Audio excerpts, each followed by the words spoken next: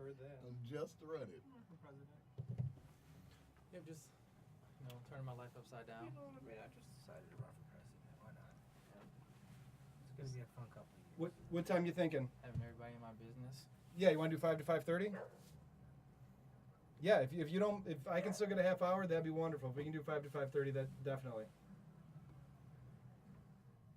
All right, Zach, we're here.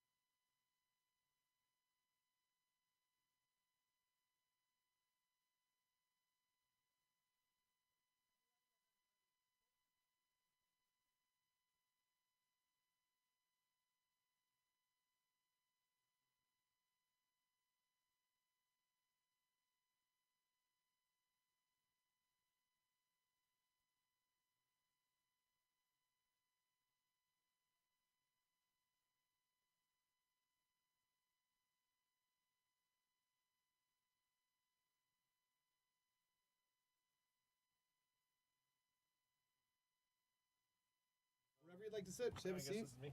Yeah, Excellent. absolutely. And if Zach wanted to pop in, he's free to as well. I think Zach needs to Decompress for a minute. go for a vehicle. Oh, sure. Oh yeah, that is a thing around these parts. Yeah, beautiful. It's one of the first nice ones that we've kind of got to experience. It's been raining and just kind of Look crappy at the that, last Andrew couple Yang days. bringing the good weather. Yeah. I'm like Mr. Abundance and Prosperity. Right. Ain't You nothing know wrong what with I'm that. saying? You guys notice the sun shining, the birds chirping. That's what I'm gonna say. I'm gonna be like, man, I'm voting for that guy. Yeah, right. He could change the weather. Came in on UBI, full Snow just White the mode. weather, You know what I yeah. mean? Just like brought all the tiny birds. That's right. That I scarf. think they outlawed that song. Yeah. You guys hear that? I They didn't. outlawed Zippity Doo Dah. That juice Just is hit, amazing. just record. We can just We're good, man. We're going. yeah. He's like, no, we're doing this right now. So, Andrew, what we're going to do, we usually are pretty free-flowing. I know, obviously, you've done a ton of these. Thank you so much for making the time and coming through on this one. We've got a couple of topics that we'll hit, obviously, UBI, automation, things like that. But at the same time, we're going to want to transition to just to get to know you a little bit more as a person, some of your interests, like whether they be what you're listening to on the campaign trail. I think Kari has a pretty good one for White House meals. Yeah, I have to know. So, yeah, I guess if we just get started, are we Yeah, man, ready to we're go? recording, so Already go for recording? it. All right. Yep. All right. Thank you, everybody. What's up, everyone? Thank you so much for joining us and listening to episode number 29 of the Detroit Local. Joining me, as always, we have Mr. Kari Hobbs, Good day, mates. our fantastic co-host. How's everything going, Kari? Man, still alive. It's an exciting day today. Huh? I mean, yeah, I would like to say that that's the case. I know I'm hyped, man, for sure. Also joining us today, Mr. Jason Hall. You may recall Jason from joining us on episode number 28. We got a little cut off. We went down that wormhole of, I don't know, I'm just humanity. That good. Yeah, That good. yeah. I And a need half enough hour time. went by in the blink of an eye. But most importantly, we have a very special guest in studio today. It's my pleasure to introduce and interview and get to know your next Democratic candidate for president, Mr. Andrew Yang. Hey, thank you for having me, guys. It's a pleasure to be back in Detroit. Yeah. So first off, thank you so much for making the time to come through. You're busy. You're all over the place doing media. So it sincerely means a lot that you would visit us and give us some of your time. So you said back in Detroit. If I'm not mistaken, you announced your intent to run for president in November of 2017. And Detroit was one of those main cities that you were already embedded into. Yeah, I've been coming to Detroit every year since 2011. Yeah. And most of that was in my capacity as founder and CEO of Venture for America, which I started in 2011. But then I did declare my candidacy for the White House in early 2018, and then I've come back to Detroit before this, but it was in 2018 when, frankly, no one was paying any attention to the 2020 race. Right. Sure. And now I'm back, and now the 2020 race is just starting to heat up. I'd say the average American still is not paying any attention. You don't think so? I mean, I don't know. That's how it happens. I don't think we have much of a choice as average Americans. I mean, it's definitely with our 24-hour news cycle, with everything that's been going on in the current cultural and political climate, I think it's kind of difficult to miss it, right? I mean, we are finding ourselves in a situation which, quite frankly, we've never been in before, right? This is true. This is an unprecedented cycle, and it's one reason why my campaign can take off. And it already has taken off, I'm glad to say. Since last time I was in Detroit, I've qualified for the Democratic primary debates. I'm one of... Congratulations. Thank you. Yeah, Golf that's claps. huge. Yes, I'm one of, I believe, 8 candidates who's qualified on the basis of both polling and donations. Absolutely. So we've received well over 100,000 individual donations and average increments of only $19 each. Wow. So I joke my fans are even cheaper than Bernie's. Yeah, Yang Gang. Yes, stingy Yang Gang. And I'm polling at 3% nationwide. And an analyst looked at it and said, Andrew Yang's raised over $3 million in grassroots money and polling at 3%, and his name recognition is lower than any other candidates. And so as his name recognition goes up, he could take the whole thing. Yeah. And that was Nate Silver from 538. So this campaign's been really like a straight line up since February of this year. Sure. So what surprised you the most about becoming a presidential candidate? What's caught you off guard? I mean, there's probably a million things that would come to mind when you decided one morning you woke up and it was, you know what, I'm going to fix it. I'm going to do this. Right. Yeah, I'm going to take my shot. I'm going to run for president. What was the impetus that made you decide to do that? And what has been the most surprising thing on the campaign trail so far? Well, my experience in Detroit is one of the reasons why I'm running for president now. Shout out Detroit, right? Is that Yeah. Is that I So we're all first- locals too, man. Right. So this is like we all grew up here, and we're all very familiar with the struggles in the city, and so it's great to have you come back through. Absolutely. Yeah, I first started coming through really 2010, and bankruptcy was just starting to become real here. And I remember just how empty the streets were. And I mean, it's come a long way. Like coming back every year, I mean, there has been a real Measurable uptick in difference in people, and sure, money coming in. neighborhoods, Yeah, restaurants, homes. Even the airport. Like I remember I showed up in the airport, and that airport was a freaking ghost airport. A little bit. Yeah. like in 2010, 2011. Right. But Detroit is in many ways ground zero for the automation of jobs. yeah, Where this country automated away 4 million manufacturing jobs in Michigan, Ohio, Pennsylvania, Wisconsin. And that led directly to Donald Trump's victory in 2016, according to the numbers. I looked at the voter district data, and there's a direct correlation between the adoption of industrial robots in an area and the movement towards Donald Trump. So when Democrats are looking around and saying, how did this happen? It's like, well, we automated away 4 million manufacturing jobs in all the swing states that they needed to win. And unfortunately, my friends in Silicon Valley know that what we did to the manufacturing jobs this past number of years, we will now do to the retail jobs, the call center jobs, the fast food jobs, the truck driving jobs, yeah, and on and on. and all as- those local economies that are supported by those positions. Yeah, 30% of American malls and stores are going to close in the next 4 years because Amazon's soaking up another $20 billion in commerce every year. And the most common job in the country is a retail clerk. Right. The average retail clerk's a 39-year-old woman making between $10 and $11 an hour. So if those stores and malls close, what is she going to do? What's the next opportunity? We know she doesn't have much in the way of savings because 57% of Americans can't afford an unexpected $500 bill. So spending years working in Detroit, where I was like, wow, guys, like we really did a number on that region. And then until this past year, people were just like, oh, it'll be fine. You know, we're going to automate away a bunch of stuff, but like new jobs will appear. like there's something. And then, People will get retrained, but we know that just doesn't statistically happen. People don't generally a 55-year-old dude from Dearborn is not just going to all of a sudden start coding. Yeah, or even you've said it in the past. It's somebody maybe that didn't really enjoy schooling all that much when they were in it through high school. What's the next step for an individual that finds himself in that situation when government programs maybe either aren't enough or they just don't know where their next, not even necessarily meal is going to come from, but their next mortgage payment or any, there's a whole lot of middle ground there. yeah. And the figures around the success rates of government-funded retraining programs are abysmally low. Sure. Embarrassingly so, like 0 to 15% low. And so any politician who talks about that is essentially being irresponsible. They're talking about a fantasy. And it's to your point that why would you think you can turn a coal miner into a coder? That makes Right. 0 sense.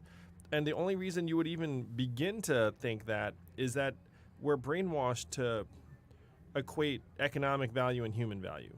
So if someone's job no longer has value, then they have no value. And then the only solution then is to transform them magically into something that does have value, even if that makes 0 sense, even if that person has no interest in becoming Right. whatever it is you're trying to make them into. Right. So this place helped me see the illusions of the conventional prescriptions for the automation of jobs and the devastation that follows. Now I know a lot of it is bullshit, and I had to be here to see through some of the bullshit. Sure. And so the plan is to try to move us to the next stage of our economy where we're not all just seen as economic inputs into this larger capital machine. And as you probably know, my flagship proposal is that every American adult is entitled to a dividend of $1,000 a month. Freedom dividend. The freedom dividend. UBI. We were talking about that Being just clear. before you came in. So Yes, and since you brought it up, what is universal basic income, number one?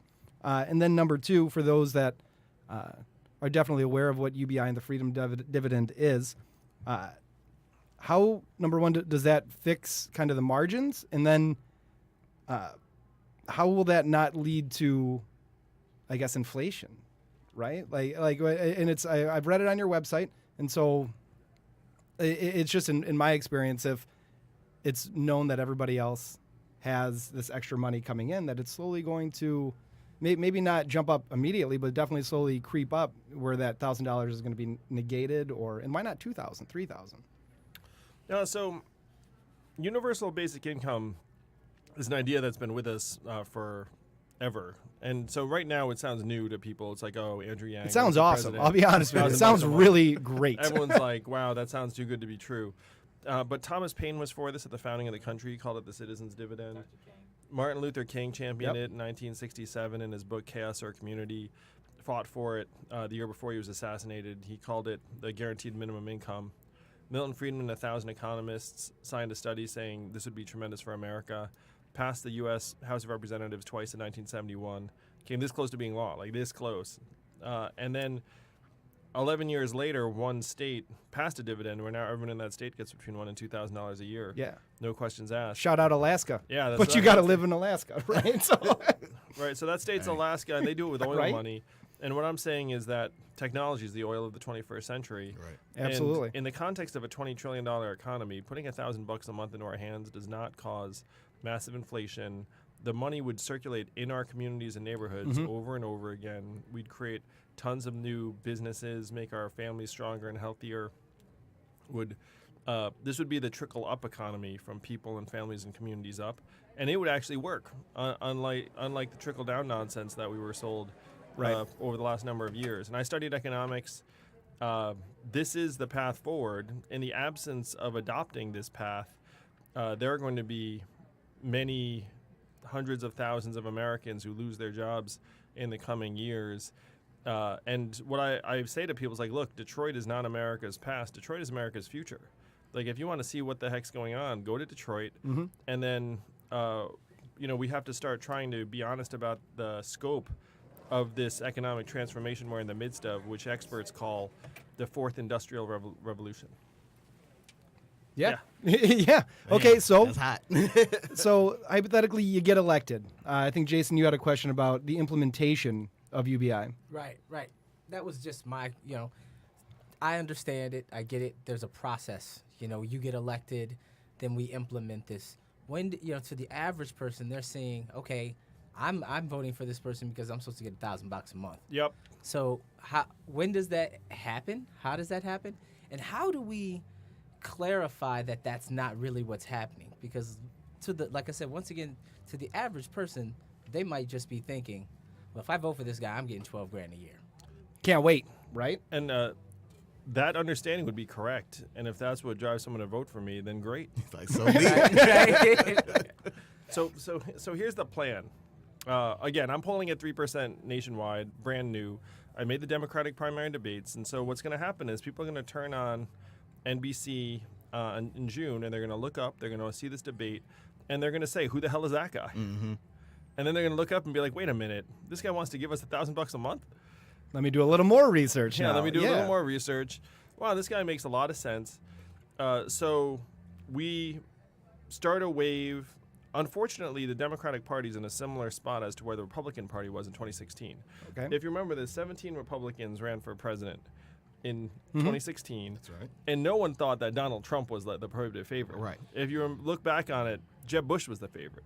For like 2 or 3 months, and then it just For a long I time. think he said something though, and then he just kind of fell off. And then Trump came up, and Trump ran the table in part because the Republican Party had lost confidence in its own ideas. Trump was like, hey, trade globalization bad. And then commentators were like, oh, he's done, he's finished. Right. You can't say that in the Republican Party. And it turns out no one cared, and actually Right. most people agreed with him. So unfortunately, the Democratic Party's in a similar spot in 2020, where you now have 21 candidates. The party is something of a husk in terms of people's confidence in its ideas and policies, and it needs new ideas. So I'm going to come in and say, look, the best thing we can do is just start giving people $1,000 a month. Like nothing else compares. Right. If the Democratic Party wants to talk about empowering women, you know what's going to help women? Improve $1,000 a month. Yeah, Yeah. $1,000 a month. Yeah, You know, that's a solution. You know, it's not going to fix everything, but it certainly gives people a leg up where it has that definite safety net of we're not even talking about like if you lose everything and you still have this $1,000 a month. It's going to help real It's Americans. on top of everything else that's going on. Yeah, exactly. Yeah. So So the path forward is this. I'm polling at 3%. I start doing better and better. And then I shock the world in February of next year where I start winning caucuses and primaries. And Yeah. then I'm front page news around the U.S. and the world. But like, what the heck is going on over there? Right, Like right. Andrew Yang, what? And then the Democrats eventually recognize that I'm actually already drawing support from former Trump voters, conservatives, independents, libertarians, as well as Democrats and progressives.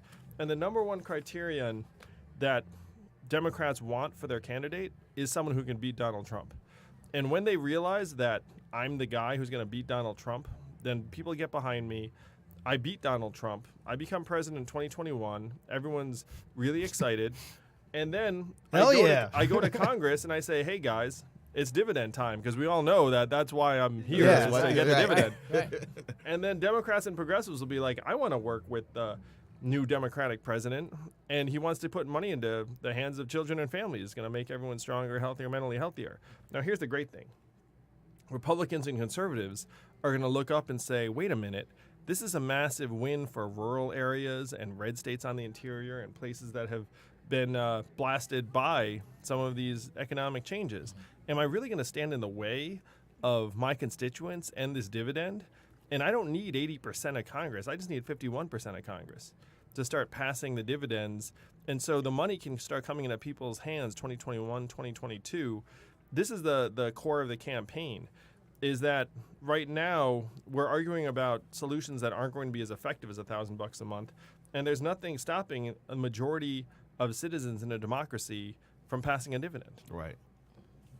It's kind of magic. But Yeah. if we wake up to that reality, then we can make this happen very quickly. Now, I know that, like, as far as the reality is concerned, you've actually tried this out on a few families where you as regular old, I'm just a Just person, Andrew Yang I'm just a citizen. citizen. Yeah. have given people $1,000. How's that worked out for them so far? Is there like a sign up process? Or Like, I'm trying to get down. Is that- I'm just curious, you know.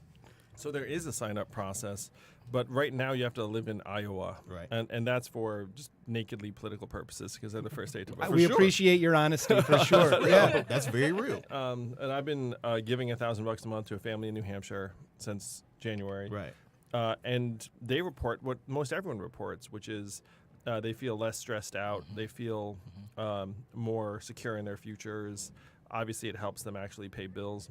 And in their case, they have a daughter who's going to college, and college is crazy expensive. Sure. So the wonderful thing is when people actually see $1,000 in the hands of one of their neighbors, then all of the worries evaporate. Because in the abstract, people are like, oh, you'll do something, like bad or do drugs or something. Right. And then when you actually see like the family in Iowa, it's like, oh, they're just doing what anyone would do. Right. It's like Yeah. trying to pay their Pay their bills. bills. Right. But some people will take that and do nefarious things with it. But I think we're overlooking the fact that, or maybe not putting enough faith in Is our there- fellow Americans in general, that, oh, well, this is just going to lead to more drugs and bad things. But wait a minute. Okay, those people are probably going to be spending their money on situations like that Is there anyway. checks and balances for that? I mean, is there, are we saying it's America, everybody gets $1,000, do what you want to do with it? Or is there some type of checks and balances to say, if we find out you're doing something kind of wrong with this money, it can be taken away? Or For the most part, the stance is this is our money anyway. That's why it's the freedom dividend. I love we the are name. It polls well, I'm sure. Yes, it does. Freedom dividend. I'm Andrew for Yang, it. Yeah. 2020. So, .com. because we're the owners and shareholders of this country, and we're producing unimaginable levels of wealth, and so it's your $1,000. The only circumstances where we start channeling the money to other things are that if you end up in jail for some drug-related offense, and then we spend the money on your rehabilitation Okay. for treatment. Okay. Though I'm for decriminalizing both marijuana and opiates because I think that the former just shouldn't be criminalized at this point, and then the latter, we need to be focusing on getting people treatment and not punishing people, because at this point, 8 Americans are dying of opiate overdoses every hour, and there's a public health crisis. Yeah, well, and both of those have affected not just Detroiters but Michiganders for decades now, right? Absolutely. Yep. Yes. And then the other circumstances, if you are incarcerated, then we're spending the money on incarcerating you. And I dare say that this is a disincentive to commit a crime because you lose your dividend, and number 2, when you come out of jail, then you're getting the dividend again. And so can you imagine people coming out of jail being like, things have changed a lot since I went in, because now there's President Yang and they're giving me $1,000 a month on my way out. Like, I don't think I want to go back to jail. Like, and then you show up in your old with your family, and they're actually more excited to have you around because you're bringing $1,000 a month. Right. Well, it would definitely deter people from recidivism. Yeah, absolutely. So what has been like the most shocking or surprising thing that's been going on in your campaign? I mean, you're going from city to city. You were just in Seattle. I think you're going to Minnesota here coming up. What has been some of the I don't know, has anything fun or crazy happened? Not crazy, but all sorts of crazy. Yeah, it's just like we talk all the time. Like, this campaign is bonkers. There is some weird shit. All right, I'll move on to the on. next question. I apologize. I just Okay, well, fine. We'll stick to more policy, right? What I can talk about weird shit. I mean, Hey. Okay, well, we're here. How about where are you getting your inner strength from as this campaign goes on? I mean, you've been campaigning for years now, and it's still until campaigning for 220. years. Well, you announced It's kinda true. Yeah, I mean, you announced around in early 2018. With the article I read said November 2017. Yeah, so I filed the paperwork in November 2017, but obviously no one paid any attention to that. And then and then the campaign launched in the New York Times in February of 2018. Okay, So I've been at it for 14 or 15 months. yeah, so I mean, that's still to be on the road and going at this pace. Where are you finding your inner strength? Emotional strength, mental strength? We talk a lot about mental health here, so. Oh, you should. I mean, Yeah. I'm also for a giant mental health initiative in this country. I'm for having a psychologist in the White House to help destigmatize these issues. But it's not just a destigmatizing thing. I mean, we actually need to get real live resources into communities' hands and people's hands, because there's a mental health crisis in this country. My brother's a psychologist. It's one reason I'm passionate about this. But in terms of where I get my inner strength, I have to say I've been a serial entrepreneur for a number of years. And ordinarily, if you start a business or an organization, you have a very unclear timeline, but you know you're going to have to do it for at least 5 to 10 years for it to have any chance of success. Right. Like, you probably should not be starting a business if you're like, oh, this thing's going to hit in 20 months. I mean, it probably will not. Right. But in the context of a campaign, we actually do have a defined calendar where we know November 2020, I'm either going to be president or I'm not. Right. And just knowing that there's a very, very clear calendar actually Sure. makes it. If you go to the average entrepreneur and say, hey, can you kill yourself for like 20 months? They'd be like, sure. Yeah, there's an ending point. Yeah, like I kill myself for like longer than that. I have no idea how long I'm killing myself for, So like on this, and not to say I'm killing myself, because I'm actually having a good time. Right. As you can tell, Yeah, campaign's been bonkers apparently. yeah, so- campaign's been bonkers. But it's not daunting at all to maintain one's capacities when you have like a very clear goal. And in this case, what is the goal?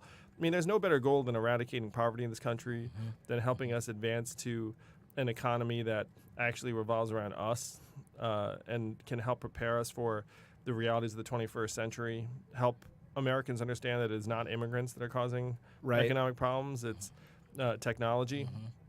So energized by the goal of a very clear timeline, like I feel strong, my family feels strong. Like we're just going to keep on growing and growing and win this whole thing. Absolutely. Wow. See, I was actually going to ask, like, as you are an entrepreneur, and in doing so, you've already like helped several people. So, I was just wondering, like, why jump to what seems like the worst job in the world in president? You know what I'm saying? But like, I feel like that is the answer. Like, you can help so many more in that situation. Well, thank you. I mean, like this really is the highest impact I can have, and it's a joy.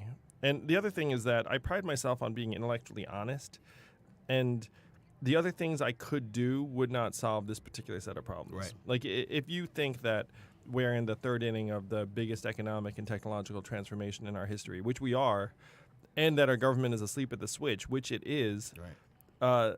and you can do something about it, then that's like an entrepreneur's dream in a way, because most entrepreneurs just want to, make a difference, and there's no bigger difference I can make. I think your foresight is amazing Yeah. because these are situations that until I started researching them, I never really thought about technology taking over, right? You always hear reports like, artificial maybe intelligence or robots in different sectors, but you don't, before you mentioned it, I'd never even considered automated trucking in the economy that entails, right? I think And what it wipes away. what it would wipe away, Right. exactly. And especially in and around Detroit, we have retail that has been closing at an alarming rate.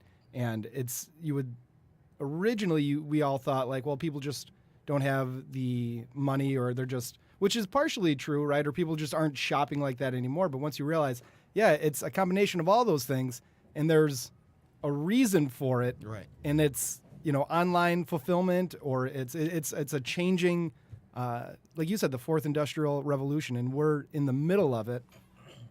Have we gone too far? Or like, how do we come back to, who's the adult in the room, or where are we, have we gone too far? When I found that our life expectancy has declined for the last 3 years because of drugs and suicides, I'd say we've gone too far. Yeah. And there is no time machine. There's no turning back the clock. What we have to do is we have to actually accelerate and move the society forward as fast as possible. And the fastest way to do that is just by putting money into people's hands. Because if you can imagine a Detroit where everyone had another $12,000 a year, I mean, what would that do for local businesses, for people fixing up their homes and Yeah. neighborhoods, for some retail to come back, because people had money to spend in the neighborhoods, then like everything starts to become more robust. And the wonderful thing is there's actually nothing stopping us from changing our capital flows in this direction. Like our country really is fabulously wealthy. And the trick that people are pulling is somehow being like, oh, we don't have the money. It's nonsense. We have our GDP is up to 20 trillion plus, up 5 trillion in the last 12 years. We could easily afford a $1,000 dividend for our citizens, most of which would get spent right back in our economy anyway. Yeah, it would. Like this is the kind of move we need to make. I appreciate your saying that I'm, like futurist in my perceptions. I say I'm a presentist. It's just that most of our politicians are stuck in some bygone era, and it's not entirely their fault.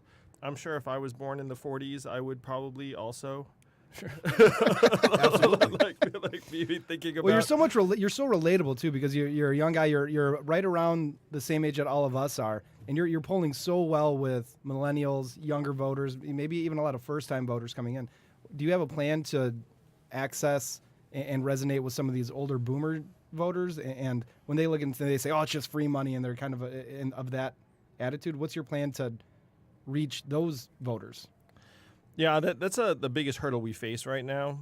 The biggest success point we've seen is when kids get their parents on board. Yeah. So if you're listening to this and you have a boomer parent, then you can get on board. We actually have we poll, not poll well, but our analytics, we have a higher age demographic than I originally thought. So we're anywhere between 35 to 55 is where we're kind of So is high right there, all now. the Yeah. grown-ups. So what all they're the saying is they're boomers- pushing you up into the boomers. That's what you're looking for. If you're looking for that push. I will share too that one of like the sticking points for many boomers is treatment of Social Security, is because a lot of them feel like, well, I worked and I got Social Security, and then if everyone gets it, then all of a sudden like there's something wrong, and so that's one obstacle we've had, and another is that it does strike people as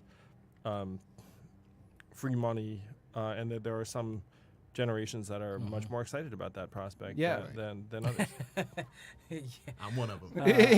No, I will say, I mean, this is capitalism where income doesn't start at zero. It's actually just better for everyone. Right. So some people say it's like, oh, it's socialism. It's actually definitely not socialism. as someone who studied economics, socialism is when the government takes over the means of production, which this is very much not. Right. Absolutely. I'd rather have the money than have the government have it. Right. I mean, I feel that's like one reason why libertarians love this thing. Yeah. So that's you don't seem like what generally people would think of as a Democrat, right? Have you? This is a question that's been burning up because, like, I thought Democrats would Nailed love me in this, and I also thought, it's like, what defines the Democratic Party? I thought it was like being for the working class and like little guy and gal, reproductive rights, Social programs, climate change, gun safety. I'm with the Democrats on all that stuff. Yeah. And so I thought Democrats would be like, heck yes. And it's been a little bit of a challenge. Like, I've actually gotten quicker uptake among libertarians Right. and other people. And I'm just going to the Democrats being like, what's going on? I've been a registered Democrat for years. Like, it's like, I don't know what's going on with this. But Little forward thinking. Is that a good thing? Is that what then makes you stand out in a crowd of 20 plus? Yeah, it's like, what's interesting is that the order has been different than I'd expected, but like I have no complaints. Like, this is going great. We're getting all sorts of people, and and I'm confident. The more time I spend with people in the party, the more they'll realize that this is the best way to advance our shared goals.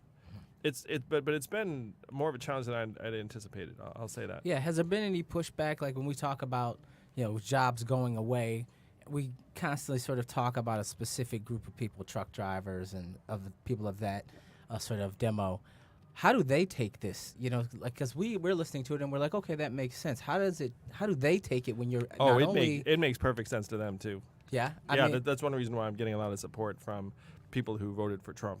That if you're a truck driver and I say this stuff, you're like, yeah, that's correct. Right. Okay. It makes sense, right? Right. Because I was just wondering, like, are they learning it? A lot of times they're hearing sort of a double wave of education. They're learning that their job is not only going away, but then they're learning that you're coming up with this plan. So, like, how does that come across sometimes? Are they like, whoa, like my job's going away? Or are they ready and saying, oh, yeah, I know my job's going away? Well, the transition among truck drivers has gone from a year and a half ago, it was there's no way a robot could do my job. This year, we have to make robots illegal. Right. That's actually that's a different objection. Yeah. Well, that's not going to happen either, right? No, it's not. I mean, only 13% of truck drivers are unionized. This is not going to be much of a negotiation. Right. They'll just roll right over that. Yeah. No pun intended, of course. How do you address like the single voter? Like, I have a coworker, and I've spoken to him about you, and he's anti-abortion. And so my argument was, I'm sorry, I wasn't supposed to be like that. No, please. He's anti-abortion. I'm like, well, just take a single young mother. If she has extra $12,000, it will be her keeping the baby because she can't afford the food. And he's like, well, I don't know about that. I want to know what else he's trying to sell us on besides that 12. But I was like, so I'm like pitching it to like these single interest voters because he only votes on abortion. That's it. He don't care about the extra money. Right. Yeah. He's like, I love babies. Like, so how's your team going to address that for people who are like, I only want to vote on abortion? Well, I had someone reach out and say to me that the freedom dividend is the most pro-life, pro-baby policy that anyone's ever proposed because then you have many more expectant moms who look up and say, wait a minute, I might be able to afford to have this baby. So it's the argument you made. And I had a pro-life activist reach out to me and say, I'm going to support you because that policy is the most pro-life thing going. Probably even more than any of the conversation around reproductive rights. Like, this is a genuinely pro-life policy. Now, let it be said that I am very much for reproductive rights. Sure. I mean, but I'm also for a society where people are excited to bring kids into the world, and Right. and that it's not a choice between, feeding yourself and feeding your child. Right. Yeah. So we have about 5 minutes left. Cool. So just want to wrap up a few fun questions before we let you get out of here. So here's the thing that I need to know. So, President, He texted me this question. He's like, I'm "Do you I think gotta this is do gonna fly?" Yeah, This is no, I definitely like gonna it. fly. I like Yeah. it. Please. 2021, right? The Lions win the Super Bowl. They come to the White House. Let's be careful. I mean, I'd love it if the Lions won the Super Bowl. But Listen, I'm shooting for the stars. yeah, What's gonna be on the menu? Like, because this whole Wendy's and you know what I mean, McDonald's thing is kind of getting out of hand when they come there now. So what's on the menu for the championship Spartans And Lions and Red Wings and Tigers Right. and Pistons. You know, I'm the sort who would want to find out the preferences of the team. Like, if they have some place that they really enjoy food from, then Right. let's get them that food. Barring that, then, you know, it would be whatever is like easiest for us to get a hold of that, you know, taxpayers like don't feel like is like abusing their funds. Right. I can respect that. Yeah, I think the fast food buffet has been something that we've been hung up on for quite some time, trying to figure out. Like, It does seem like professional athletes don't necessarily want to be like eating that stuff. I mean, Yeah. just a I was thought. thinking. you could still do burgers, but like maybe get a Wagyu beef or a Kobe beef This is burger, like, right? when Or you something when you like. have access to chefs. Ideally, you know, you would. I don't know. Anyway, Yeah. Another thing, like, I was just wondering, like, a friend of mine who may or may not be in the room. This is the first time he's ever contributed to a political party. of Yes, any Yang sort. Gang. There's someone here. Yeah. There's a Yang Gang member There's a somewhere. couple of us here, but yeah, So absolutely. how does it feel to know that what you're doing is resonating? Oh, it's very invigorating and touching, and that the person's not alone. We have tons of first-time supporters. First-time political supporters supporting the campaign, and the proportion of Americans that are what's called politically disengaged is 25%. Wow. So if we get politically disengaged Americans, we will win the whole thing. And that's really the secret, is that if all of the other 21 candidates are fighting over the politically engaged, and then we get the politically disengaged, we win. Yeah. And you're cleaning up on some already, the politically engaged for sure. So, Jason, you got anything? No, man. I just want you to know that I am a supporter, man. I will Right. go out there and say I've heard you speak before, and it's a pleasure for me to be here, man, and really pick your brain. And hopefully after we leave, because what I learned from this is you're an intelligent guy, and it gives me even more questions to just. Oh, thank we you. can have that conversation. So thank you for just chipping away at a little bit of what you believe in, so I can learn more. Well, thank you guys. It's been great to be here, and Detroit has been such an important part of my maturation and All of us. really an understanding what's going on. So, I'm very indebted to this place. I have a lot of friends here, and it's great to be back. It's not the last time either. I'll be back. Hey, I'll put a plug in for this right now. The second Democratic debates are in July here in Detroit. So guaranteed that the Yang Gang will be here in full force in late July, and guaranteed that we're going to have another rally as well. So Yeah, we're we gonna actually rally have an the strangers. opening in late July too. If you want to come back on the podcast, I would like, love no, to he's have like, you I'll if be that's busy. possible. He's like, I I would think love I'll to be have busy, you. He's also not committing to anything just yet, but hopefully, fingers crossed. Well, part of it's like I have no idea what I'm doing in any given. Yeah. Right. Well, I want to tell you, the individuals that I've spoken with on your campaign have been absolutely wonderful. They've been excellent. From Zach, Randy, I think Carly today. So just absolutely wonderful individuals that you're working with. Where can people learn more about you, and where, if your message is resonating with these individuals, where can they go donate to your campaign to help keep this going?